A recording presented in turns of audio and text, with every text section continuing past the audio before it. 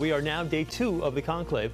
This after black smoke billowed out of that chimney from the Sistine Chapel earlier this morning, signaling that the Cardinals have yet to elect a new pope. History is in the process of being made at the Vatican, where 133 cardinals are taking part in the selection process, deciding the next pope to lead the world's 1.4 billion Catholics. Joining us now is Agnish, Director of Communications at the Diocese of Paterson. Welcome. Good to have you with us, Jay. How are you? How you doing, Chris? Thanks for having me. And thank you for your excellent coverage of the conclave with you and your team. Oh, we appreciate that. It is history in the making. Now, no pope was chosen this morning. What was your reaction when you heard that there was black smoke after the vote this morning? And what, I guess, I don't want to say how long because we don't want to rush them through the process, but what do you think as far as today, tomorrow, maybe over the weekend? Yeah, I can't say I'm surprised by the outcome of yesterday's vote or this morning's. History does tell us today is the day, so I think we could look for white smoke after the 5th vote tonight.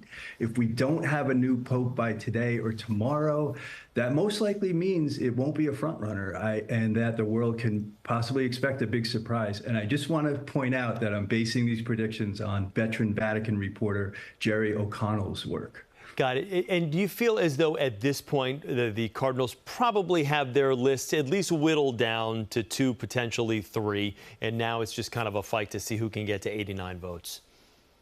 I don't know. I mean, the last time around, I believe there were 23 different candidates that were voted on. And so I just don't know. I think we'll get some clarity tonight. Perhaps. I mean, I think it begins with the front runners, and then if they get knocked off, maybe we'll see where it goes after that. A vast majority of the cardinals were chosen by Pope Francis himself. Could this mean that the church is leaning towards possibly going with someone to continue his legacy, or maybe in a possible different direction? You know, I get the temptation to think in those terms, progressive or conservative. I just don't think that's healthy for the Catholic faith, which to me is filled with such beauty and richness that goes beyond the surface. You know, let's remember these cardinals, they're not electing the successor to Pope Francis. They are electing the successor to St. Peter. No doubt Pope Francis has left an indelible impression on these cardinal electors, but the world has changed greatly, even in the last 12 years. And I think they look to someone who could read the signs of the times and guide with the gospel. A majority of these cardinals have never met. A majority of them have also never been a part of a conclave. How much, I guess, more difficult does that make this process? Because it's so new to them. I'm sure they'd like to take their time with it as well, rather than race to meet the demands of all the people outside of the basilica that want to see that white smoke.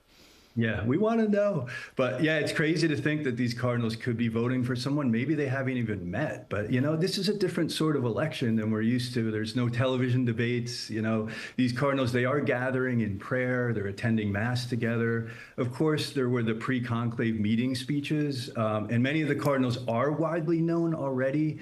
But I think a lot of this is about trusting in the Holy Spirit, trusting in the process, and the cardinals will be doing their best to be open to the Holy Spirit. And before I let you go, qualities that you're looking for in the next pope? Well, I hope we can have someone who can show us how to love despite our differences. Someone with experience in a local parish would be awesome. A shepherd close to the real life of people. Perhaps someone who can explain complex spiritual teachings. Also hope for a pope that can kind of look out to the world and build dialogue and build relations with other religions and other cultures. But honestly, I'm open to whoever the cardinals elect. I think that if we're asking them to be open to the Holy Spirit, we should also be ready to fully embrace our new Holy Father.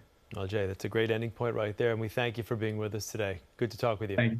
Thank you. All right, Director of Communications for the Diocese of Paterson. And our Mary Calvi, as you know, will be keeping an eye on the Vatican, waiting for that white smoke as the Cardinals continue to vote for the next pope. Look for her updates throughout the day on our website at cbsnewyork.com.